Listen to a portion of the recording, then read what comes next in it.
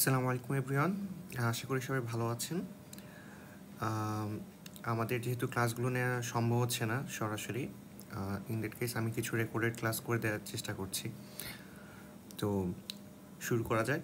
তো আজকের আমাদের আলোচনার টপিক হচ্ছে ফ্রিকোয়েন্সি রেসপন্স।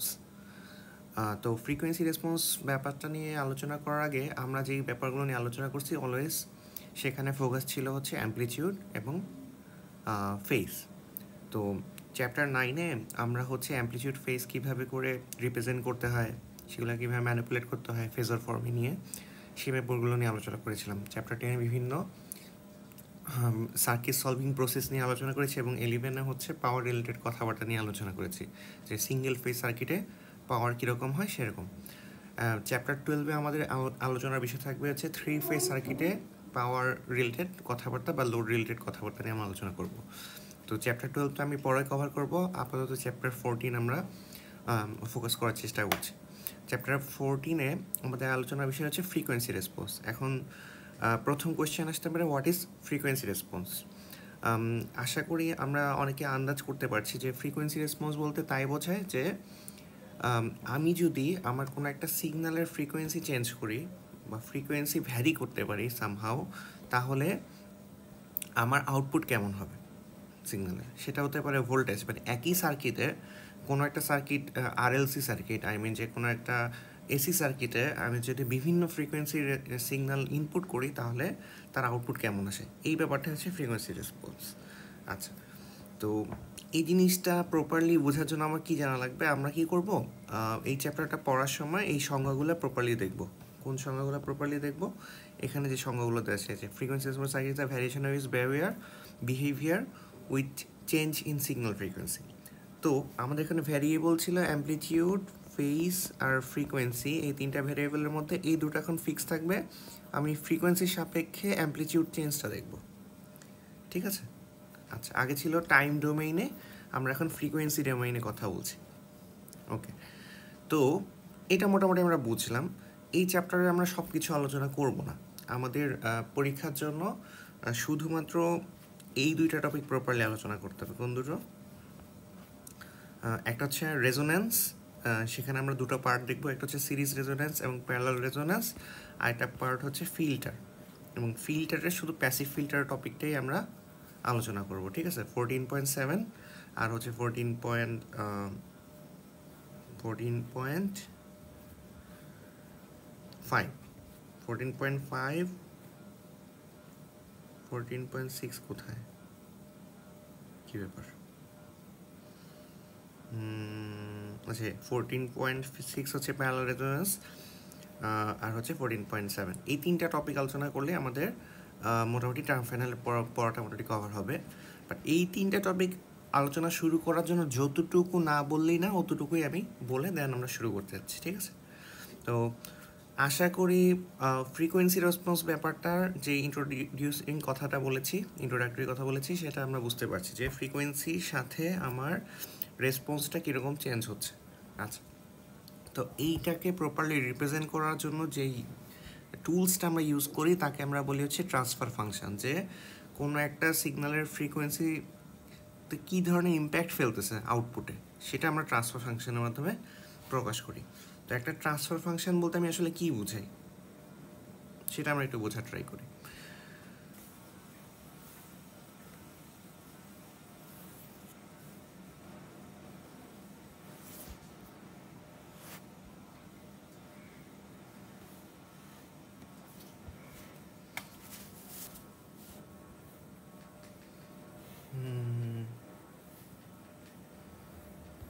আচ্ছা, এই হলো ট্রান্সফার ফাংশন।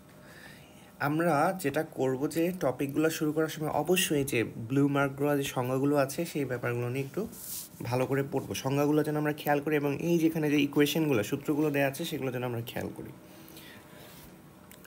তো শুরুতে খেয়াল করি যে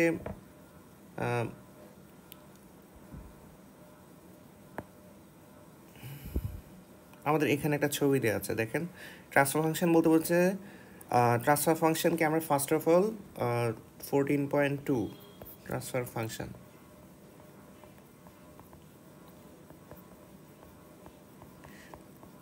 দেখেন এই কথাটার মানেই হচ্ছে আমি আমার ইনপুটকে কিভাবে ট্রান্সফার করতেছি বা ইনপুটের কি রেসপন্স পাচ্ছি সেটাই হচ্ছে ট্রান্সফার ফাংশন। ট্রান্সফার ফাংশন ব্যাপারটাতে আমরা যদি এই ছবিটা খেয়াল করি, এইখানে যে ছবিটা দেওয়া আছে একটা ব্লক ডায়াগ্রাম দেওয়া আছে। দেখেন ইনপুট হচ্ছে মনে করেন এক্স ডাব্লিউ সিগন্যাল দিচ্ছি। আগে দেখেন আমরা বলতাম এক্স টি সিগন্যাল, এক্স টি, কারণ ওখানে ভ্যারিয়েবল কনসিডার করা হতো টি। এখন আমরা দেখব কি ফ্রিকোয়েন্সি রেসপন্স, তাই ওমেগা এক্স ওমেগা আমরা বলছি। ওমেগা কি? ওমেগা বলতে আমরা কিন্তু জানতাম অ্যাঙ্গুলার ফ্রিকোয়েন্সি, ঠিক আছে? বা ওমেগা সমান আমরা চ্যাপ্টার 9-এ পড়েছি, এটা হচ্ছে 2π f, নর্মাল ফ্রিকোয়েন্সির সাথে সম্পর্ক হচ্ছে এটা। সো এই ইনপুট সিগন্যালটা কোনো একটা লিনিয়ার নেটওয়ার্কে আমরা প্রবেশ করাচ্ছি। লিনিয়ার নেটওয়ার্ক কি সেটার ব্যাখ্যা আমরা আপাতত দিচ্ছি না। লিনিয়ার মানে এর রেসপন্সটা লিনিয়ার হবে আর কি। লিনিয়ার নেটওয়ার্ক বলতে এটাই বোঝায়। তো এইচ ওমেগা, এখানে ব্যাপারটা হচ্ছে এই লিনিয়ার নেটওয়ার্ক হতে পারে বিভিন্ন ধরনের রেজিস্টর ক্যাপাসিটরের বিভিন্ন ধরনের কম্বিনেশন, এই ধরনের কিছু একটা হতে পারে। এটা এক ধরনের লিনিয়ার নেটওয়ার্ক, ঠিক আছে? তো এটা বিভিন্ন ধরনের কম্বিনেশন, বিভিন্ন আমরা সার্কিট পড়েছি না, তো এরকম সার্কিট।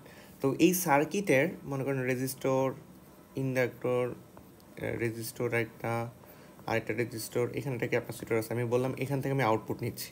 তো এই লিনিয়ার নেটওয়ার্কের আমি আউটপুট নিলাম। সো আউটপুট ভোল্টেজ বা কারেন্ট যেটাই পাচ্ছি সেটা আমি কোনটা নিব এটা এখনও ডিসাইড করিনি। আমি বলতেছি আমি যে কোনো একটা আউটপুট নিচ্ছিস তাকে আমরা ওয়াই ওমেগা দিয়ে ডিফাইন করলাম এবং এটার নাম হচ্ছে আউটপুট, তাই তো? এটাই আমার আউটপুট। আউটপুট, আচ্ছা। তো বেসিক্যালি এই যে আমি আউটপুট নিলাম, এই লিনিয়ার নেটওয়ার্কের মাঝে যখন এইচ ওমেগাটা প্রকাশ করছে তখন হচ্ছে সেটা ওয়াই ওমেগা আকারে আমি আউটপুটে পাচ্ছি। তো এই লিনিয়ার নেটওয়ার্কটা যদি আমি চেঞ্জ করে দিই তাহলেও কিন্তু আমার আউটপুট চেঞ্জ হবে। আমি যদি এই লিনিয়ার নেটওয়ার্কের মাঝে কম্পোনেন্ট চেঞ্জ করে দিই তাহলে কী হবে? ওমেগা যেহেতু ফ্রিকোয়েন্সি ডিপেন্ডেন্ট, ইন্ডাক্টর ক্যাপাসিটর থাকলে তাদের ভ্যালু চেঞ্জ হবে এবং তার রেসপন্সও চেঞ্জ হয়ে যাবে। সো ওমেগা বা ফ্রিকোয়েন্সির উপরে আমার ইনপুট এবং আউটপুট ডিপেন্ড করে, তাই তো? এখন এইটাই হচ্ছে আমার ট্রান্সফার ফাংশন। তো ট্রান্সফার ফাংশন বলতে হচ্ছে এইচ ওমেগাকে পরিবর্তন করতেছে যে ফাংশনটা, যেটার পরিবর্তন করে ওয়াই ওমেগা বানাচ্ছে তাকে বলতেছে আমি ট্রান্সফার ফাংশন, যার নাম হচ্ছে এক্স ওমেগাকে পরিবর্তন করে ওয়াই ওমেগা বানাচ্ছে যেই ফাংশনটা তাকে বলতেছি ট্রান্সফার ফাংশন, তাকে আমরা প্রকাশ করতেছি এইচ ওমেগা দিয়ে। তাহলে এইটাকে প্রকাশ করার উপায় হচ্ছে আউটপুট বাই ইনপুট, এরকম আমরা লিখি। বা এখানকার অনুযায়ী এটা হবে ওয়াই ওমেগা বনাম এক্স ওমেগা, ঠিক আছে? এই হলো আমার ট্রান্সফার ফাংশন, যে এখানে আমরা ইকুয়েশনটা দেখতে পাচ্ছি, আশা করি সবাই জানি। এখন এই ট্রান্সফার ফাংশনটা 4 রকমের হয়, ঠিক আছে? এই 4 রকম আমরা দেখব। কোন 4 রকম? এই 4 রকম হয়। কি 4 রকম হয় দেখেন, আমাদের তো সিগন্যালটা হইতে পারে কারেন্ট সিগন্যাল অথবা ভোল্টেজ সিগন্যাল। তো আমি কোনো একটা সার্কিটের, এটা মনে করেন আমার ব্লকটা হচ্ছে আমার সার্কিটটা, ঠিক আছে?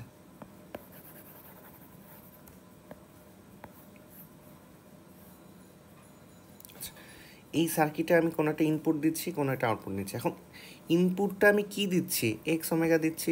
এক্স ওমেগাটা হতে পারে কারেন্ট অথবা ভোল্টেজ, এবং ওয়াই ওমেগা যে নিচ্ছি সেটা আমি নিতে পারি ওই কম্পোনেন্টের মধ্য দিয়ে কারেন্ট অথবা ভোল্টেজ। এখন যদি আমি ইনপুট আর এখানে যে ফাংশনটা কাজ করতেছে সেটাকে বলতেছি আমি ট্রান্সফার ফাংশন বা এইচ ওমেগা। তো এখন এইচ ওমেগা সমান বলছি আউটপুট বাই ইনপুট, তাই না? কিন্তু আমি যদি শুধু ভোল্টেজ আউটপুটটা নেই আর ভোল্টেজ ইনপুটটা নেই, তাহলে voltage output by voltage input করলে আমি কি পাই? আমি পাই হচ্ছে ভোল্টেজ গেইন। একইভাবে এইচ ওমেগা যদি আমি কারেন্ট আউটপুটটা নেই এখান থেকে আর কারেন্ট ইনপুটটা নেই, তাহলে আমি পাবো হচ্ছে কারেন্ট গেইন। এগুলো আমরা বুঝতেছি যেহেতু একই কোয়ান্টিটি, তাহলে আমি তাদের জন্য কতটুকু বৃদ্ধি পেলো বা হ্রাস পেলো সেটা আমি জানতে পারবো। আর নতুন যে দুটা জিনিস আমার এখানে ইন্ট্রোডিউস হচ্ছে সেটা হচ্ছে ইম্পিডেন্স আর অ্যাডমিটেন্স। আমি যদি আউটপুট ভোল্টেজ নেই আর যদি ইনপুট কারেন্ট নেই, তাহলে আমি যে জিনিসটা পাই, যে ট্রান্সফার ফাংশনটা পাই তাকে আমরা বলি ট্রান্সফার ইম্পিডেন্স।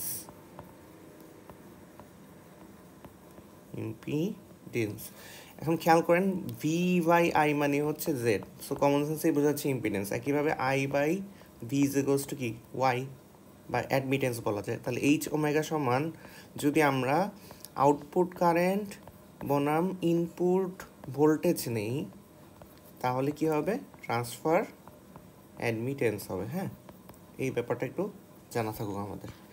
এই টপিকে আমার মোটামুটি এগুলো জানলেই হয়ে যাবে। এখানে পোল জিরো রিলেটেড আরও কিছু কনসেপ্ট নিয়ে আলোচনা করছে, বাট আমাদের সিলেবাসের জন্য এটা এই মোমেন্টে জরুরি না।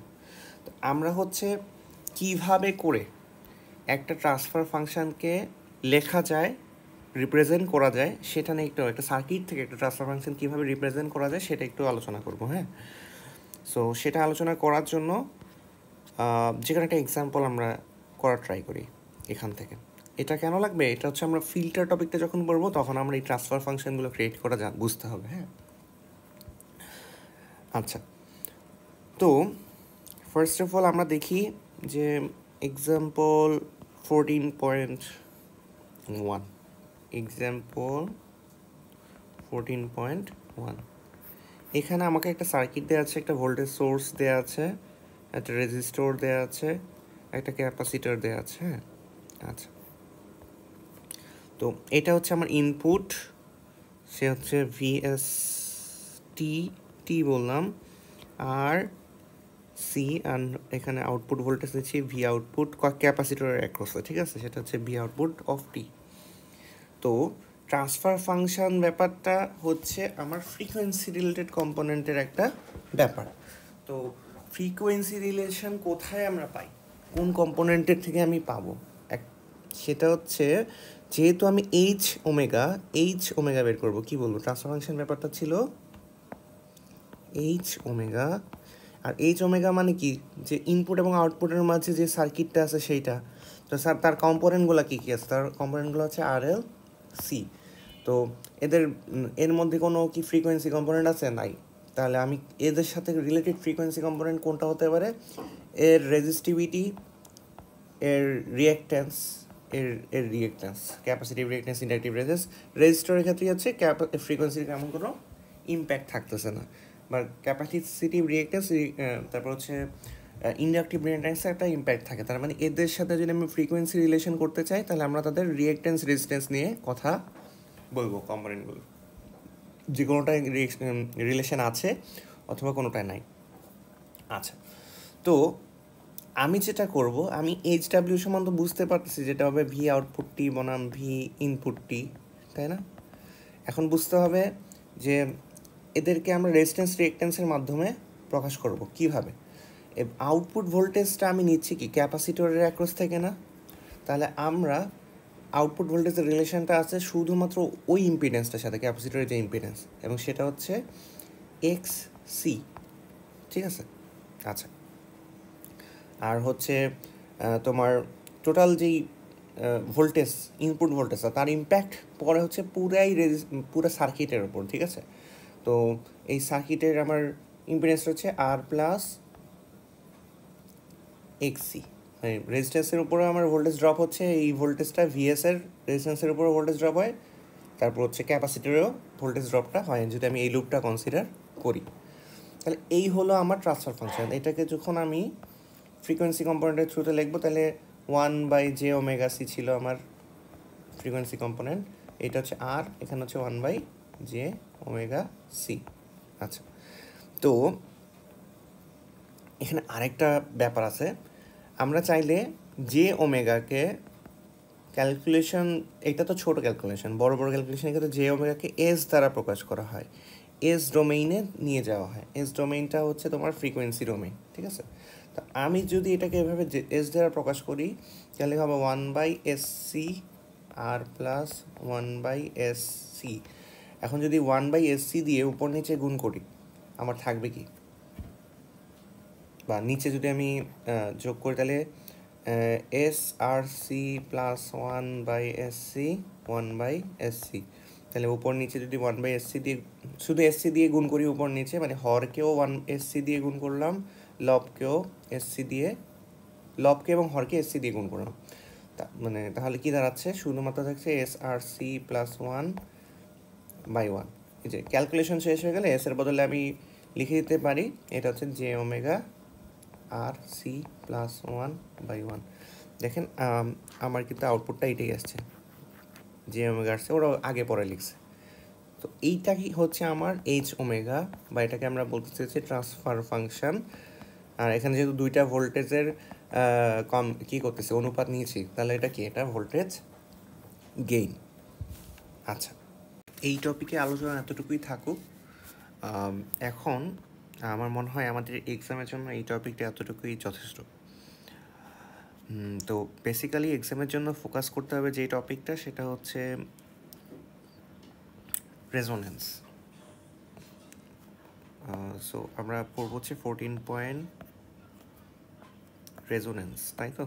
আচ্ছা, রেজোনেন্স। এখন রেজোনেন্স বলতে আমরা কি বুঝি? রেজোনেন্স হলো, সাপোজ কোনো সিরিজ, মানে রেজোনেন্সের প্রথমে প্রকারভেদটা আগে দেখি, যে রেজোনেন্স হচ্ছে দুই টাইপের হয়, একটা হচ্ছে সিরিজ রেজোনেন্স, আরেকটা প্যারালাল, আরেকটা টাইপ হলো প্যারালাল।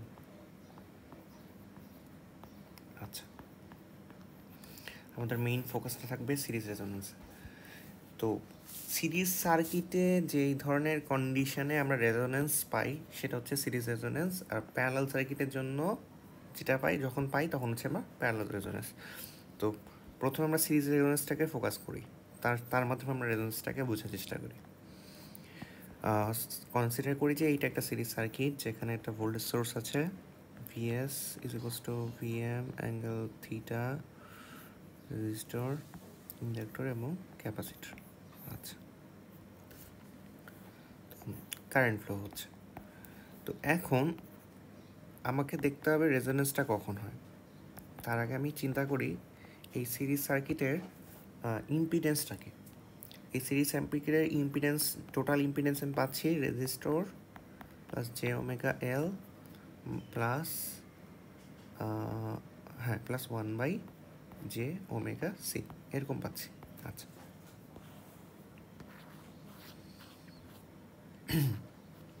তো এখান থেকে আমি যদি ইমাজিনারি পার্টগুলো আলাদা করে দিই, তাহলে আসতেছে যে ওমেগা এল প্লাস 1/ওমেগা সি, এরকম আসে। আচ্ছা, যে যদি কমন নেই তাহলে এখানে নেগেটিভ সাইন চলে আসার কথা।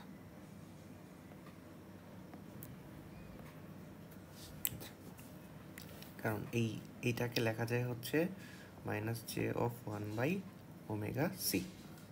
আচ্ছা, তো এখন রেজোনেন্স বলতে কি বুঝি একটু খেয়াল করি। রেজোনেন্স হলো সার্কিটের সেই কন্ডিশন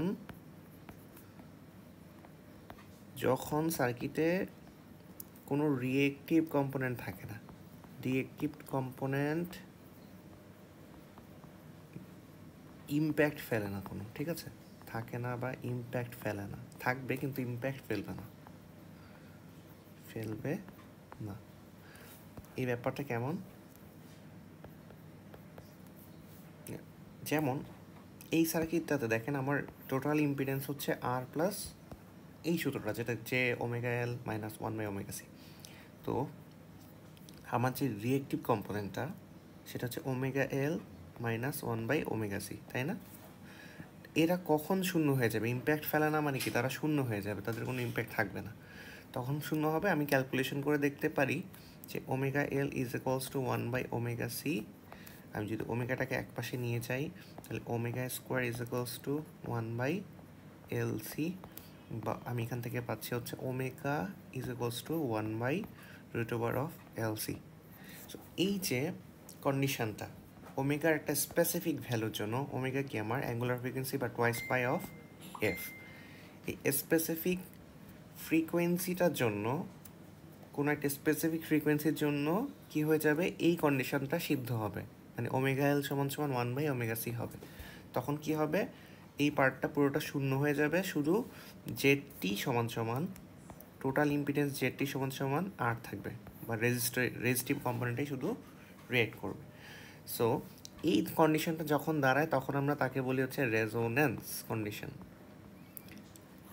এই কন্ডিশনে সার্কিটের যে আউটপুট বিহেভিয়ার সেটা পিক লেভেলে আউটপুট দেয় আর কি, যে কোনো ভোল্টেজ বা কারেন্ট, কারণ আলটিমেটলি রিয়েল টাইম আউটপুটটা আমি কিন্তু রেজিস্টিভ কম্পোনেন্ট থেকেই পাই। সো পিক আউটপুটটা আমি রেজোন্যান্স কন্ডিশনে পাই। সো ওই ধরনের আমি কিছু কার্ভ দেখবো। ফ্রিকোয়েন্সি রেসপন্সটা সবচেয়ে ভালো পাওয়া যায় রেজোন্যান্স কম্পোনেন্ট, বা এই রেজোন্যান্স ফ্রিকোয়েন্সিতে আমি আউটপুট ভোল্টেজ বা কারেন্টটা সবচেয়ে ভালো পাই। তো আমরা বুঝতে পারতেছি যে একটা স্পেসিফিক ফ্রিকোয়েন্সিতে, যেটা হচ্ছে ওমেগা, এটা হচ্ছে অ্যাঙ্গুলার ফ্রিকোয়েন্সি বলতে পারি। আর যদি এটাকে নর্মাল ফ্রিকোয়েন্সি দিয়ে কনসিডার করো তাহলে কী হবে, twice pi F is equals to 1/L √/LC। সেখান থেকে আমি পাচ্ছি হচ্ছে F not is equals to, এটাকে এফ নট বলে রেজোনেন্স ফ্রিকোয়েন্সিকে, আর এটাকে ওমেগা নট বলে রেজোনেন্স ফ্রিকোয়েন্সিকে। তো 1/2 পাই √/L। সো এখানে হচ্ছে হার্টজে আমি পাবো, আর এইটার ক্ষেত্রে আমি পাবো কিসে, রেডিয়ান পার সেকেন্ড। ফ্রিকোয়েন্সি সম্পর্কে কিছুটা জানলাম। এখন আমরা সিগনিফিকেন্সটাগুলো একটু খেয়াল করি, হ্যাঁ, রেজোন্যান্স কন্ডিশনের সিগনিফিকেন্স। সো এখানে দেখা যাচ্ছে বামে যে আমার যে ইম্পিডেন্সটা ছিল সেটা কি হয়ে যাচ্ছে, পিওরলি রেজিস্টিভ হয়ে যাচ্ছে, তাই না? আচ্ছা, তো বেসিক্যালি চিন্তা করো, যখন আমাদের নর্মালি ইম্পিডেন্স বের করা লাগতো তখন আমরা ইম্পিডেন্সের ভ্যালুটা বের করতাম কীভাবে, রেজিস্টিভের স্কোয়ার প্লাস রিয়েক্টিভ কম্পোনেন্টগুলোর স্কোয়ার, তাকে যোগ করে আমি ইম্পিডেন্সের ভ্যালু, এটা যে ভ্যালু পাইতাম, তা আমি যদি শুধুমাত্র রেজিস্টিভ ভ্যালুটা পাই সেটা কিন্তু এটার চেয়ে, মানে এই কন্ডিশনের চেয়ে ছোটো হবে, তাই না? তাহলে আমি মিনিমাম ভ্যালুটা পাই কখন, ইম্পিডেন্সের মিনিমাম ভ্যালুটা পাই হচ্ছে রেজোন্যান্স কন্ডিশনে। আচ্ছা, এই একটা ব্যাপার আমরা জানলাম। আর জেড সমান সমান হয়ে যায় আর, এটা একটা কন্ডিশন। তাহলে যখন জেড সমান সমান আর হবে তখন পাওয়ার ফ্যাক্টর কি হয়ে যাবে, ইউনিটি। এই ব্যাপারটাও বলা হয়েছে। আচ্ছা, আর একটা ব্যাপার হচ্ছে যে magnitude of transfer function is minimum. আচ্ছা, এইচ ওমেগা যেটা, সেটা সমান সমান কি জেড ওমেগা ছিল, সমান সমান কী হয়ে যাচ্ছে, মিনিমাম হচ্ছে। আমরা এটা ট্রান্সফার ফাংশনের, এই যে ট্রান্সফার ফাংশনটা যদি বের করি সেই ক্ষেত্রে দেখেন বেসিক্যালি জেড ওমেগা মানে হচ্ছে জেড, তাই না? তো জেড তো আমি বললামই যে মিনিমাম হয়, সেটা হয়ে যায় আর এর সমান। আর ওমেগা কেন বলতেছি, ওমেগাটা হচ্ছে ওমেগার উপর ডিপেন্ডেন্ট ছিল যে, তাই জেড ওমেগা বলতেছি। আচ্ছা, তো তারপর আরেকটা ব্যাপার, এইখানে যে রেজোন্যান্স সার্কিটটা ছিল আমার, প্লাস মাইনাস রেজিস্টর, ইন্ডাক্টর, তারপর হচ্ছে ক্যাপাসিটর, এই তিনটা নিয়ে যে রেজোন্যান্স সার্কিট ছিল, তাতে কি রেজিস্টর এবং ইন্ডাক্টরটা তো আমার, ক্যাপাসিটর এবং ইন্ডাক্টর তো আমার এক্সিস্ট করে, বাট তারা হচ্ছে সার্কিটের কারেন্ট ফ্লোয়ের উপর কোনো ইম্প্যাক্ট ফেলবে না রেজোন্যান্ট কন্ডিশনে, তাই না? বাট যেহেতু কারেন্ট ফ্লো হবে, যে পরিমাণে পাওয়ার এ অ্যাবজর্ব করবে সে, বা এর ডেলিভারি দেবে, সেই পরিমাণে পাওয়ার ক্যাপাসিটর অ্যাবজর্ব করবে। এখানে একটা জিনিস হয় কি, একটা ট্যাঙ্ক সার্কিট টাইপের একটা ব্যাপার দাঁড়ায় যায় আর কি। ট্যাঙ্ক সার্কিট মানে ব্যাপারটা অনেকটা এরকম যে ইন্ডাক্টর থেকে যে পরিমাণে পাওয়ার একটা সার্টেন টাইমে অ্যাবজর্ব করবে, এই সার্কিটে যে ঘটনাটা ঘটেছে সেই সময়ে একই পরিমাণে পাওয়ার ক্যাপাসিটর হচ্ছে রিলিজ করবে। আবার যে পরিমাণে পাওয়ার ইন্ডাক্টর অ্যাবজর্ব তো করে না, স্টোর করবে, আর ক্যাপাসিটর রিলিজ করবে। আর ক্যাপাসিটর যখন স্টোর করবে, ইন্ডাক্টর তখন সেটা রিলিজ করবে। তো বেসিক্যালি যেটা হয় যে ইন্ডাক্টর যে পরিমাণে পাওয়ার অ্যাবজর্ব করতেছে, এ পাওয়ার দিচ্ছে, এ পাওয়ার নিচ্ছে, এরকম একটা ব্যাপার। আবার এ দিচ্ছে, এ নিচ্ছে, এরকম একটা ব্যাপার দাঁড়া যায়। সো এরা নিজেদের মধ্যে ইন্টারাকশান করতে থাকে, সার্কিটে কোনো প্রভাব ফেলে না। আচ্ছা, এই ব্যাপারটাই বলছে। আরেকটা ব্যাপার খেয়াল করি, এই কার্ভটা আমাদের খুব ইম্পর্ট্যান্ট। হ্যাঁ, এই কার্ভটা আমার কী দাঁড়াচ্ছে, যে আমরা তো আসলে ফ্রিকোয়েন্সি রেসপন্স নিয়ে পড়াশোনা করতেছি, তাই না? ওকে, তো ফ্রিকোয়েন্সি রেসপন্স, যে পুরা ফ্রিকোয়েন্সি আমি যদি বিভিন্ন ধরনের ফ্রিকোয়েন্সি দেই তাতে কি হবে, বিভিন্ন ফ্রিকোয়েন্সির সিগন্যাল ইনপুট দিই, তাতে করে আমার আউটপুটও চেঞ্জ হতে থাকবে, বা সার্কিটে ইম্পিডেন্স চেঞ্জ হবে, ইম্পিডেন্স বা যেটাকে বলে যে ট্রান্সফার ফাংশন এখানে। কারণ আমার এইচ ওমেগাটা হচ্ছে জেড ওমেগা, জেড ওমেগাটা হচ্ছে R plus J XL minus XC টাইপের। কোথায় গেল, আর প্লাস ওমেগা এল অথবা এক্সেল ওমেগা এল মাইনাস 1/ওমেগা সি এরকম আসে। আচ্ছা, তো দেখেন এই কার্ভটা কেন এরকম হলো। কমন চিন্তা করি যে ভোল্টেজটা চিন্তা করি, ভোল্টেজটাকে যদি আমি রেজিস্টর দিয়ে ভাগ করি তাহলে তো কারেন্ট পাবো। এখন আমি জানি যে রেজোন্যান্ট ফ্রিকোয়েন্সিতে যেটা হচ্ছে ওমেগা নট, বা এখানে বলতেছি ওমেগা, এগুলোকে আপনারা এফ নট এফ বললে কোনো সমস্যা নেই। আরেকটা পয়েন্ট আমরা এখানে কনসিডার করি, যেহেতু একটা ভোল্টেজের আরএমএস ভ্যালু আমি কোথায় পাবো, Vm/√2 করে আরএমএস ভ্যালু হবে তাকে আর। তো তাহলে আরএমএস ভ্যালুটা হচ্ছে এই পিক ভোল্টেজের 0.70 বা 70.7% আর কি, 0.707 অথবা 70.7% ভ্যালুটা। সো এই দুইটা পয়েন্ট হচ্ছে আমার হাফ পাওয়ার ভ্যালু বলে, হাফ পাওয়ার ভ্যালু। কারণ এখান থেকে যদি পি এর সূত্র লিখি, পি এর সূত্র কী হবে, Vm বা যেখানে ওখানে যদি Vm/√2 হয় তার স্কোয়ার বাই আর হবে না, এরকম সূত্র ছিল, সেখান থেকে হচ্ছে Vm²/2r। এটা হবে আমার এই এক্স্যাক্ট এই পয়েন্টের পাওয়ার এবং এই পয়েন্টের পাওয়ার, বুঝছেন। তো এই কারণে এই আরএমএস ভ্যালুটা যেই ভোল্টেজের জন্য যেই পয়েন্টে পাওয়া যায় সেই পয়েন্টটাকেই বলে half power point, half power point. এখন হাফ পাওয়ারটা বা আরএমএস ভোল্টেজটা আমি যেই ফ্রিকোয়েন্সিতে পাই সেই ফ্রিকোয়েন্সির আপার রেঞ্জকে বলে ওমেগা 1, আর লোয়ার রেঞ্জটাকে বলতেছি ওমেগা 1, আর আপার ফ্রিকোয়েন্সিটাকে বলতেছি আমি ওমেগা 2। এদিকে বলা হচ্ছে, এদের একটা নাম আছে, এই দুইটা ফ্রিকোয়েন্সিকে বলে, যেহেতু হাফ পাওয়ার পয়েন্টে আমি ফ্রিকোয়েন্সি পাই, তাহলে ওমেগা 1 এবং ওমেগা 2 এদের নাম হচ্ছে হাফ পাওয়ার ফ্রিকোয়েন্সি। এটা আমার মনে রাখতে হবে, ওমেগা 1 এবং ওমেগা 2। তো বেসিক্যালি এখান থেকে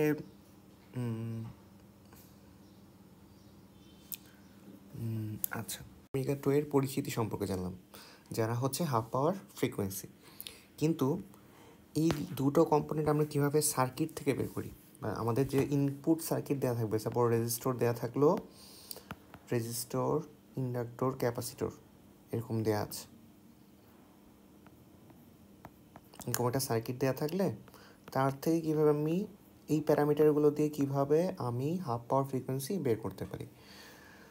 তো খেয়াল করে দেখি আমার যে কার্ভটা ছিল,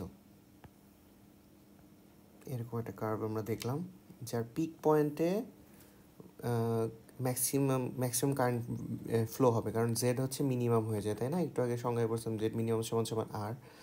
তো ম্যাক্সিমাম কারেন্ট হবে যে ভোল্টেজটা, তাকে আর দিয়ে ভাগ করলে যা তা। কিন্তু হাফ পয়েন্টে আমরা দেখলাম যে Vm/√2 আর, কারণ এটা আরএমএস ভ্যালু হয়, তাই না, এই দুইটা পয়েন্টের জন্য আরএমএস ভ্যালু হয়, এটা হচ্ছে আমার পিক ভ্যালু হয়। তো বেসিক্যালি এইটাই তো আমার ইম্পিডেন্স, নিচে যে পার্টটা আছে সেটা আমার impedance. So resonance frequency omega 0 সময় আমার জেড ছিল হচ্ছে আর, তাই না। আর যখন আমার ওমেগা 1 অথবা ওমেগা 2 ফ্রিকোয়েন্সি ক্যালকুলেশন আসতেছে, তখন আমি বুঝতে পারছি যে আমার জেডের ভ্যালু হয়ে যাবে, মানে কনসিডার করতে হবে √2 আর এর সমান। তখন আমি এই দুইটা ফ্রিকোয়েন্সি পাবো। তো আবার জেড সম্পর্কে, এই সার্কিটের জেড সমান কী ছিল, আর জেড সমান ছিল R plus J omega L minus 1/ওমেগা সি, এরকম ছিল। তো এইটুকুর ভ্যালু এখন কী হইতে হবে, √2 আর হবে। এখান থেকে এই যে আমি সমীকরণটা পেলাম, এখান থেকে যদি আমি ক্যালকুলেশন করে ওমেগা বের করি, তাহলেই আমি কি পাবো, ওমেগা 1 এবং ওমেগা 2 এর ভ্যালু জানতে পারবো। সো এই সার্কিটটাকে সলভ করলে দুইটা ওমেগার ভ্যালু পাওয়া যায়। হ্যাঁ, এটা এখানে সলভ করেনি এবং সলভ করা জরুরি না। সলভ করলে দুটা ওমেগার ভ্যালু পাওয়া যায়, একটা হচ্ছে ওমেগা 1, যেটার ভ্যালু আপনি সলভ করার পারবেন R/2L plus √R/2L whole square 1/LC। আর ওমেগা 2 পাওয়া যাবে হচ্ছে +r/2l plus √r/2l square plus 1/LC এরকম পাওয়া যায়। হ্যাঁ, আচ্ছা, তো আমরা বুঝলাম যে এটা হচ্ছে হাফ পাওয়ার ফ্রিকোয়েন্সি বের করার সূত্র। আমরা কীভাবে বের করতেছি সেটা বুঝতেছি। হাফ পাওয়ার ফ্রিকোয়েন্সি বের করার সূত্র। এখন আমি ওমেগা নটের সূত্র পাইছিলাম হচ্ছে 1/√LC, এটা শুরুতেই পাইছিলাম, তাই না?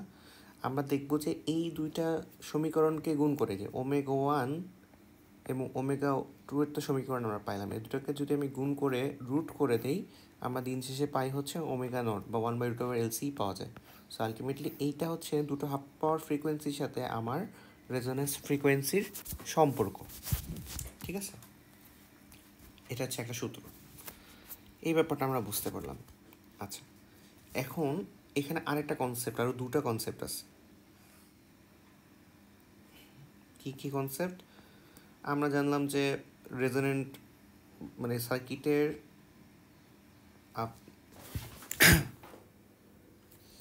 সার্কিটের ফ্রিকোয়েন্সি রেসপন্স দেখতে অনেকটা এরকম। ঠিক আছে, এখানে ফ্রিকোয়েন্সি, এখানে মনে করেন ভোল্টেজ অথবা কারেন্ট দিলাম, কারণ ভোল্টেজ কারেন্ট কনসিডার করছে আমাদের বইয়ে, তাকে আমরা ভোল্টেজের মাধ্যমে প্রকাশ করলে VM/R হচ্ছে আমার পিক কারেন্ট আসতেছে। আর পিক কারেন্টটা কখন পাই আমি? যখন ইম্পিডেন্সের ভ্যালু সবচেয়ে কম হয়, এবং সেটা কোন ফ্রিকোয়েন্সিতে হয়? রেজোন্যান্ট ফ্রিকোয়েন্সিতে হয়। আচ্ছা, এখানে আমরা পাচ্ছি হচ্ছে RMS ভ্যালুটা। তো RMS ভ্যালু যে ফ্রিকোয়েন্সিতে পাই তাদেরকে বলি হাফ পাওয়ার ফ্রিকোয়েন্সি। আচ্ছা, তো আমরা দুইটা টার্ম জানলাম, ওমেগা জানলাম, ওমেগা নট জানলাম, ওমেগা 1 জানলাম, ওমেগা 2 জানলাম। এদেরকে আমরা বলে আবার লিখতে পারি F1 নট, F1, F2। কী করবো? শুধু টয়েস পাই দিয়ে ভাগ করে দিব। তো এই কম্বিনেশন। এখন আরও দুইটা টার্ম আছে রেজোনেন্স রিলেটেড। একটা হচ্ছে ব্যান্ডউইথ। এখন হাফ পাওয়ারের পরে যে রেসপন্সটা আছে বা সার্কিটের যে রেসপন্সটা পাই, সেটাকে আসলে খুব একটা গ্রাহ্য করা হয় না আর কি আমাদের যখন রিয়েল লাইফ ক্যালকুলেশন করে। আমাদের ইম্পর্টেন্ট হচ্ছে হাফ পাওয়ারের উপরের যেই পার্টটা। কোন পার্টটা? এই পার্টটা হচ্ছে ইম্পর্টেন্ট। এই নিচের পার্টের ভ্যালুগুলা আমার আসলে রিয়েল লাইফে কাজ করতে এমন কাজে লাগে না। আমরা বলি কোনো একটা সার্কিটের রেসপন্স বা আউটপুট আমি ততটুকুই কনসিডার করবো যেটুকু আমার হাফ পাওয়ারের থেকে বেশি অথবা হাফ পাওয়ারের সমান আছে।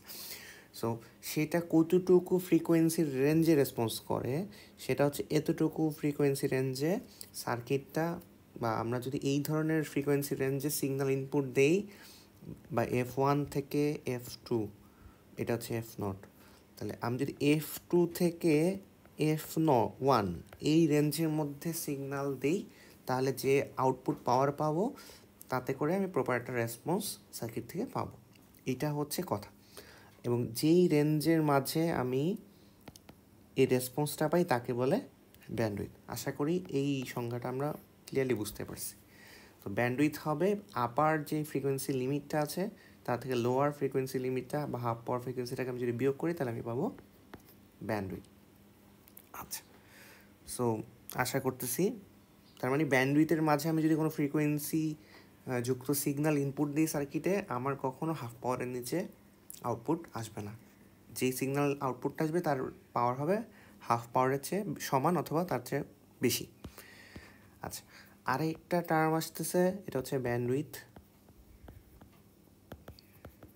আরেকটা টার্মিনোলজি আসবে হচ্ছে কোয়ালিটি ফ্যাক্টর। কোয়ালিটি ফ্যাক্টর অথবা আরেকটা এটাকে বলে শার্পনেস। আচ্ছা, এখন দেখেন এইটা আমি ড্র না করে এখান থেকে ছবিতে দেখাচ্ছি। দেখেন এখানে ছবি দেখাচ্ছি। এখানে 3 ধরনের কার্ভ দেখতে পাচ্ছি। তিনটা হচ্ছে 3 ধরনের সার্কিটের জন্য, বিভিন্ন সার্কিটের RLC কম্পোনেন্টের জন্য বিভিন্ন 3টা সার্কিটের জন্য কার্ভ 3 রকম। তো দেখা যাচ্ছে B1 যে কার্ভটা সেইটা হচ্ছে ছোটো কার্ভটা, এটার মাথাটা ছোট। তারপরে B2 কার্ভটা একটু উঁচু, B3 কার্ভটা একটু উঁচু, কিন্তু দেখেন এদের হাফ পাওয়ার পয়েন্টগুলো কিন্তু কনজাস্টেড। কার? B3 এর হাফ পাওয়ার পয়েন্টটা কনজাস্টেড, B3 হাফ পয়েন্টের কাছাকাছি, কিন্তু পিকটা অনেক উপরে চলে গেছে, তাই না?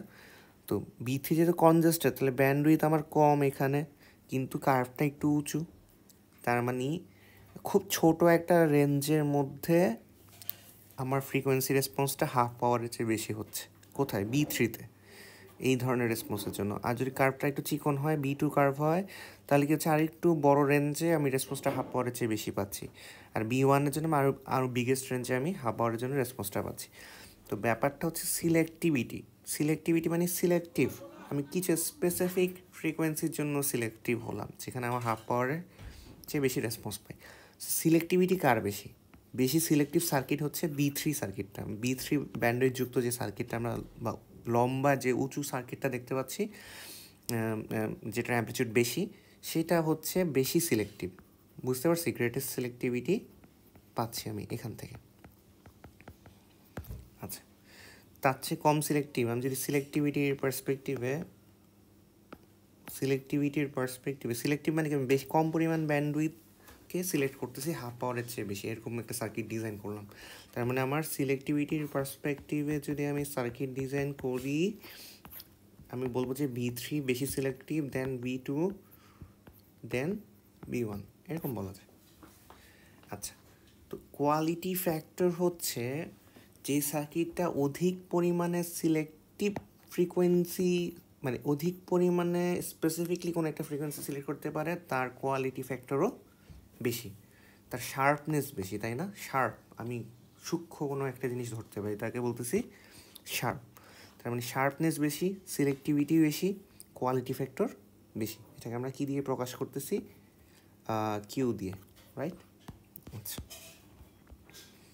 সো আশা করি এই টার্মটা আমরা বুঝতে পারছি, এবং এই কার্ভ থেকে বুঝতে পারলাম যে কার সিলেক্টিভিটি বেশি অথবা কার কম। আচ্ছা, এখন সিলেক্টিভিটির আরেকটা সংজ্ঞা আছে। আমি রেজোনেন্স সার্কিটের বর্ণনার সময় বলতেছিলাম যে সার্কিটের রেজিস্ট্যান্স, ইন্ডাক্টর এবং ক্যাপাসিটর আছে। তো সার্কিটটা তো অ্যাকচুয়ালি এসি সার্কিট, যাতে সব ধরনের এলিমেন্ট আছে, তাতে রিয়েক্টিভ এবং রেজিস্টিভ পাওয়ার দুটোই ফ্লো হওয়ার কথা। কিন্তু এমনভাবে আমরা রেজোনেন্স ফ্রিকোয়েন্সিটাকে সিলেক্ট করতেছি যে রিয়েক্টিভ পাওয়ারটা যেটা ডেলিভার করা হয়েছে সেইটা এই ইন্ডাক্টর এবং ক্যাপাসিটরের মধ্যেই আপ ডাউন করতে থাকে, তাই না? একটু আগে যেটা বললাম যে এ যখন পাওয়ার স্টোর করে ইন্ডাক্টর, তখন এ হচ্ছে পাওয়ার কী করে? রিলিজ করে। আর যখন ক্যাপাসিটর পাওয়ার স্টোর করে, তখন ইন্ডাক্টর পাওয়ার রিলিজ করে। মানে একজন রিলিজ করবে আর একজন সেইটা স্টোর করবে। সো যে সেটা ইন্ডাক্টর যখন করবে, তখন ক্যাপাসিটর তার উল্টা কাজটা করবে। তো রিয়েক্টিভ পাওয়ারটা এইটুকু রিজিয়নের মধ্যে আটকায় যাচ্ছে, আর আমার যে ভোল্টেজের জন্য যে অ্যাকচুয়াল পাওয়ারটা ফ্লো হচ্ছে, সেটা হচ্ছে রিয়েল পাওয়ারটাই সার্কিটে ফ্লো হতে থাকে। এইটাই হচ্ছে আমার রেজোনেন্ট ফ্রিকোয়েন্সির কন্ডিশনটা আর কি। রেজোনেন্ট ফ্রিকোয়েন্সিতে এই ঘটনাটা ঘটে। তো এইখান থেকে আমরা কোয়ালিটি ফ্যাক্টরের একটা সংজ্ঞা দিতে পারি এরকম: কোয়ালিটি ফ্যাক্টর কিউ হচ্ছে টোয়াইস বাই একটা রেশিও, পাওয়ারের একটা রেশিও, টোয়াইস বাই তো আমার একটা কনস্ট্যান্ট, এটা এক্সাক্ট ভ্যালুর জন্য। তো এটা মানে হচ্ছে peak energy stored in circuit by হচ্ছে এনার্জি ডিসিপেটেড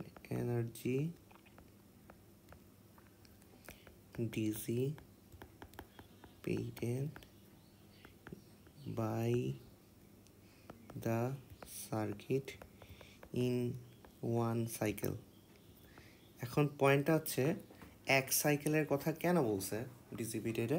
কারণ দেখেন, কোনো মানে আমার তো এসি সিগন্যাল ছিল এরকম একটা সাইকেল, এরকম সাইকেল চলতেই থাকে, তাহলে আমার এইটুকু সাইকেলে ইন্ডাক্টর একবার এনার্জি স্টোর করবে, আবার সেটা রিলিজ করবে, তাই না? আর যখন ইন্ডাক্টর রিলিজ করবে, ক্যাপাসিটর তখন স্টোর করবে। তো আমি এই ঘটনা তো বারংবার ঘটতেই থাকবে সার্কিটের রিয়েক্টিভ পাওয়ারের জন্য। তাহলে আমি অনুপাতটা যদি করতে চাই, যদি টোটাল পাওয়ার ডিসিপেশন নেই, তাহলে তো এই ঘটনা তো ঘটতে থাকবে একটা স্পেসিফিক টাইম। কখনো পিক এনার্জি স্টোরটা বাড়বে না কন্টিনিউসলি, একবার কমবে একবার বাড়বে, একবার কমবে একবার বাড়বে, একবারই ঘটবে ঘটনাটা, প্রতি সাইকেলে একবার ঘটবে, আবার কমে যাবে সেই জিনিসটা, কিন্তু ডিসিপেশনটা কন্টিনিউয়াস হইতেই থাকবে। সো আমরা একটা সিঙ্গেল সাইকেল নিয়ে কথাটা বলি। So peak energy store in the circuit, যেটা হয় ইন্ডাক্টরে একটা সার্টেন টাইমে স্টোর হচ্ছে অথবা ক্যাপাসিটরে স্টোর হচ্ছে, আর energy dissipated by the circuit in single circuit, যেটা রেজিস্টরে ঘটতেছে। সো এটাকে যদি আমি সূত্রে মানে ম্যাথমেটিক্যালি প্রকাশ করি, যদি ইন্ডাক্টর এটা কনসিডার করি, তাহলে আমরা ইন্ডাক্টরে স্টোর এনার্জি জানবে ½ L I², এই সূত্রটা আমরা জানি। আর স্টোরড এনার্জি যেটা, সেটা হচ্ছে ½ I²R, এটা হচ্ছে আমার ডিসিপেটেড এনার্জি। এখন এইখানে একটা টার্ম আছে যে ওয়ান পিরিয়ডে কতটুকু এনার্জি ডিসিপেটেড হচ্ছে, যখন ফ্রিকোয়েন্সি কম্পোনেন্ট থাকতেছে, কোন ফ্রিকোয়েন্সি কম্পোনেন্টে, এটা হচ্ছে রেজোনেন্ট ফ্রিকোয়েন্সি কম্পোনেন্ট 1/f0। এই সূত্রটা আমার আসবে ফ্রিকোয়েন্সি রেসপন্সের জন্য। হ্যাঁ, আচ্ছা, এইটা হচ্ছে আমার ওয়ান সাইকেলের ডিসিপেটেড এনার্জি। সেখান থেকে আমি জানতে পাই যে 2π উপরে চলে যাচ্ছে 2πf0L/R, এইটাই আমার কোয়ালিটি ফ্যাক্টরের সূত্র। বা 2/f0কে আমি বলতে পারি ω0L/R। তো এটাকে যদি ক্যাপাসিটরের মাধ্যমে, এখন দেখেন আমি পিক এনার্জি স্টোরটা লিখছি ইন্ডাক্টরের পিক এনার্জি স্টোর, আমি যদি ক্যাপাসিটরের পিক এনার্জি স্টোর কনসিডার করে মানে সূত্রটা ক্যালকুলেশন করতাম, তখন সূত্রটা আসতো 1/ω0CR বা CR, এরকম আসতো আর কি। সো অ্যাকচুয়ালি কোয়ালিটি ফ্যাক্টরের সূত্র আমরা দুটো পাইলাম, ω0L/R আর 1/ω0CR, ঠিক আছে। আচ্ছা, তো দেখেন আরেকটা বিষয়, কোয়ালিটি ফ্যাক্টর জিনিসটা হবে ডাইমেনশনলেস, ডাইমেনশন থাকে না, কোনো এর কোনো একক নাই।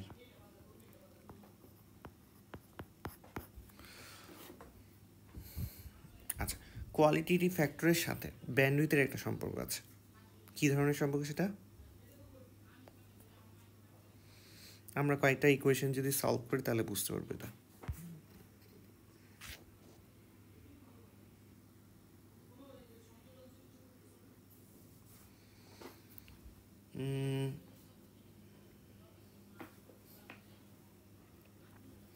আচ্ছা,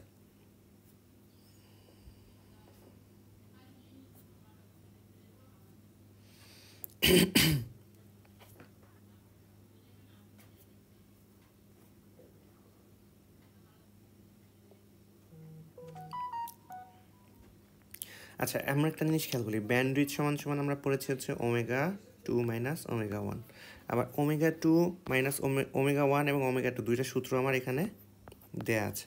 দুটো যদি মাইনাস করেন অ্যাকচুয়ালি কী থাকে, প্লাস প্লাস টার্মগুলো চলে যাবে, আর ω2 অ্যাকচুয়ালি হবে 2R, মানে এরকম হবে আর কি। কই গেল, -R/2L plus √R/2L² plus 1/LC, আবার এটাও মাইনাস হবে, -R/, এটা প্লাস ছিল, এটা প্লাস হয়ে যাবে মাইনাসের কারণে, কারণ ওটাতে মাইনাস ছিল, আর এখানে একটা 2L, আর এটা মাইনাস হবে √R/2L² প্লাস 1/LC।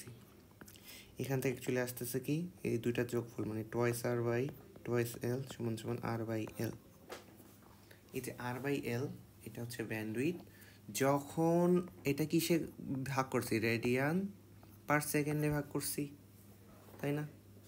যখন রেডিয়ান পার সেকেন্ডে, রেডিয়ান পার সেকেন্ড থেকে যদি ফ্রিকোয়েন্সি ডোমেইনে নিতে চাই তখন কি হবে, ব্যান্ডউইথ তখন হয়ে যাবে R/2πL, এটা হবে হার্টজে, এটা হচ্ছে রেডিয়ান পার সেকেন্ডে, এটা হচ্ছে রেডিয়ান পার সেকেন্ডে, আর এটা হচ্ছে হার্টজে। এটা একটু মাথায় রাখবেন, কখনো রেডিয়ান পার সেকেন্ড, কখন হার্টজ, কখন, এই জিনিসটা একটু মাথায় রাখবেন। আচ্ছা, তো ব্যান্ডউইথের একটা সূত্র পাইলাম কি দিয়ে, রেজিস্টর আর ইন্ডাক্টরের মাধ্যমে পাইলাম। আচ্ছা, এখান থেকে দেখেন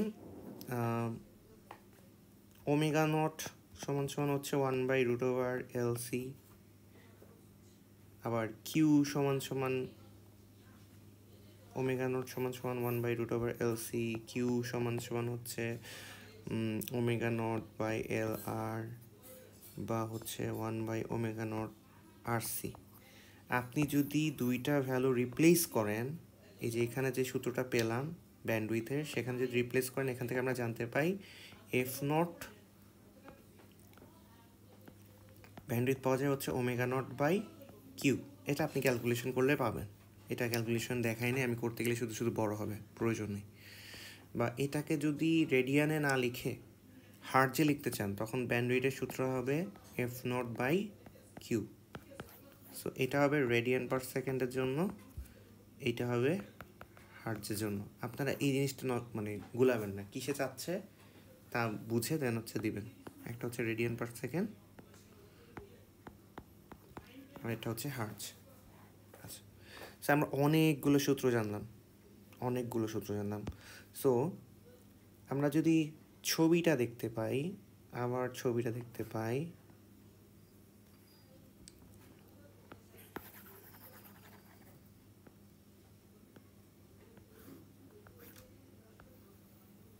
এরকম ছিল।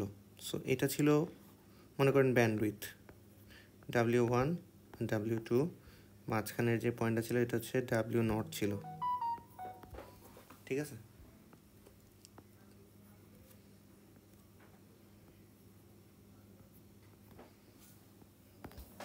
আচ্ছা, দেখেন ব্যান্ডউইথের অর্ধেক করলে আমি এটুকু পাবো না, মানে W1 মাইনাস W0, এটা হবে ব্যান্ডউইথের অর্ধেক, ব্যান্ডউইথ/2, অথবা W2 মাইনাস W0, এটা হবে হচ্ছে W0 মাইনাস W। দুইটাই কিন্তু ব্যান্ডউইথের হাফ, অর্ধেক। আচ্ছা, এখান থেকে আমরা বলতে পারি W1 সমান সমান W0 মাইনাস ব্যান্ডউইথ/2, আর W2 সমান সমান বলতে পারি W, মানে এটা ইকুইভ্যালেন্ট ধরা যায় আর কি। সবসময় যে একবার এক্স্যাক্ট হয় তা না, বাট আমরা এভাবে ধরে অঙ্ক করে দিতে পারবো। ব্যান্ডউইথ/2। আপনারা ওই W1 W2 যে বিগ দুইটা সূত্র দেখছেন, ওই দুটো সূত্র পড়া লাগবে না আপনাদের। মেইনলি এইভাবে ব্যান্ডউইথ বের করে এবং রেজোনেন্স ফ্রিকোয়েন্সিটা বের করে, সেটা রেডিয়ানে করেন অথবা হার্জে করেন, করে আপনারা আসলে কাট অফ ফ্রিকোয়েন্সিটা বের করতে পারবেন। এটার জন্য আলাদা সূত্র জানা লাগবে না। আপনাকে অনেকগুলো, এটা বের করার আরও অনেক সূত্র আছে, অনেকভাবে বের করা যায়। একটা হচ্ছে সার্কিট কম্পোনেন্ট আরএলসি দিয়ে সূত্র, আর একটা হচ্ছে শুধু কিউ এবং ব্যান্ডউইথের সাথে সম্পর্ক রেখে সূত্র। সো অনেকভাবে করা যায়। আগে তাহলে আমরা যেটা করব, আমাদের টপিকটা মোটামুটি শেষ হচ্ছে। এখানে আমার দেখেন 5টা কম্পোনেন্ট নিয়ে আমরা কথা বলছি। একটা হচ্ছে হাফ পাওয়ার ফ্রিকোয়েন্সি, তারপর হচ্ছে রেজোনেন্ট ফ্রিকোয়েন্সি, ব্যান্ডউইথ আর কোয়ালিটি ভেক্টর। অনেকগুলো টপিক নিয়ে কথা বলছি। সো আমি একটু জিস্ট করে দিই এখন কথাগুলো, যে সূত্রগুলো আমার কী কী ম্যাথ করার জন্য লাগবে। হ্যাঁ, তো ফার্স্ট অফ অল আমার লাগতেছে হচ্ছে রেজোনেন্ট ফ্রিকোয়েন্সি।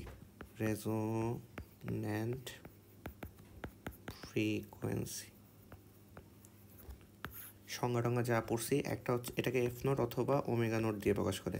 ω0 হলে এটাকে বলে হচ্ছে রেডিয়ান পার সেকেন্ড, আর F0 হলে এটাকে বলে হার্টজ। তো ω0 আর F0 এর মধ্যে শর্ত কি? ω0 = 2π/F0, এইটা একটা শর্ত। আর একটা শর্ত লেখা যায় হচ্ছে F0 = ω0/2π। এটা আপনার সামনের প্রত্যেকটা জায়গায় লাগবে যখনই আপনি কনভার্সন করবেন। এই হচ্ছে রেজোনেন্স ফ্রিকোয়েন্সি। এখন রেজোনেন্স ফ্রিকোয়েন্সি বের করার সূত্র কি? F0 ω0 সমান পেয়েছি আপনার √LC। আবার F0 হবে কি? F0 হবে হচ্ছে 1/, ওই যে আগের সূত্র থেকে আমরা দেখতে পাচ্ছি 2π দিয়ে ভাগ করতে হয় শুধু, √LC। এটা হচ্ছে রেডিয়ান পার সেকেন্ডে, এটা হবে হার্টজে। আচ্ছা, এই হইল আমার রেজোনেন্স ফ্রিকোয়েন্সি। আরেকটা জিনিস হচ্ছে রেজোনেন্স ফ্রিকোয়েন্সি ω0কে আমরা দুটি কাট অফ ফ্রিকোয়েন্সির মাধ্যমে প্রকাশ করতে পারি। সেটা হচ্ছে √ω1 × ω2। f2 বা f0 সমান আমরা লিখতে পারি √of f1 ইন্টু f2। এগুলো হচ্ছে ইকুয়েশন।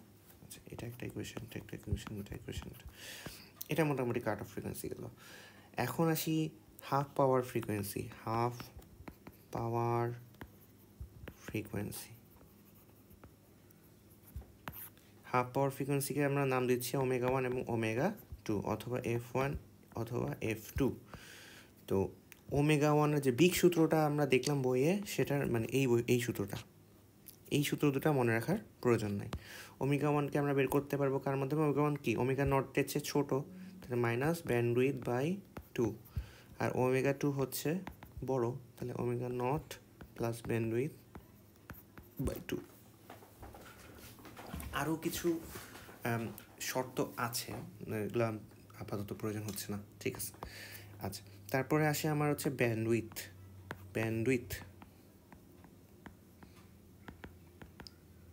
তো ব্যান্ডউইথটা হচ্ছে বেসিক্যালি দুইটা ফ্রিকোয়েন্সির ডিফারেন্স, বা এটাকে যদি, এটা হচ্ছে রেডিয়ান পার সেকেন্ড, আর আমি যদি f2 মাইনাস f1 করি তাহলে হচ্ছে হার্টজ, ঠিক আছে, ব্যান্ডউইথ। আচ্ছা, ব্যান্ডউইথকে যদি আমি সার্কিট কম্পোনেন্ট RLC দিয়ে বের করতে চাই, তাহলে আমার সূত্র হচ্ছে R/L।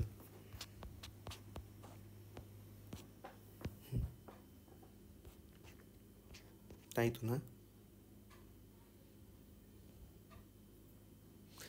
আচ্ছা, এটা হচ্ছে আমার রেডিয়ান পার সেকেন্ডে। তারপরে এটাকে যদি আমি ফ্রিকোয়েন্সি হার্টজে কনসিডার করি, R/2/L হচ্ছে আমার ফ্রিকোয়েন্সি হার্টজের সূত্র ব্যান্ডউইথের। হ্যাঁ, এখন ব্যান্ডউইথকে যদি আমি কোয়ালিটি ফ্যাক্টর এবং রেজোন্যান্স ফ্রিকোয়েন্সির মাধ্যমে প্রকাশ করতে চাই, তাহলে সূত্র হচ্ছে ব্যান্ডউইথ ইকুয়ালস টু f0/Q অথবা ওমেগা 0/Q। এটাও ব্যান্ডউইথের সূত্র। অনেকগুলো সূত্র, এগুলো একটু আস্তে আস্তে আপনারা জিস্ট করবেন। এটা একটা সূত্র, এটা একটা সূত্র, অনেক কিছু, এটা একটা সূত্র। এগুলো সবই ব্যান্ডউইথেরই বিভিন্ন পার্সপেক্টিভে ব্যান্ডউইথ বের করার সূত্র।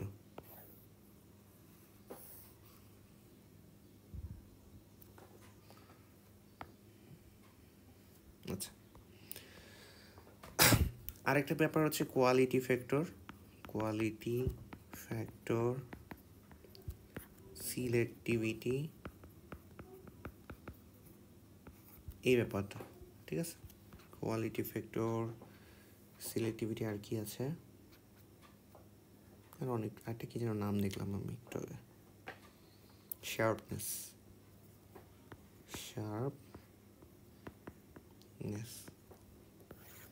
এটাকে আমরা কিউ দিয়ে প্রকাশ করি। এটাকে যদি আমি সার্কিট কম্পোনেন্টের মাধ্যমে প্রকাশ করতে চাই, মানে RLC এর মাধ্যমে সূত্র লিখতে চাই, তাহলে সূত্র হচ্ছে ওমেগা 0L/R অথবা 1/ওমেগা 0CR, ঠিক আছে। এইটাকে যদি, এটা হচ্ছে আমার রেডিয়ান পার, কোনো, এটা অবশ্য একক নাই।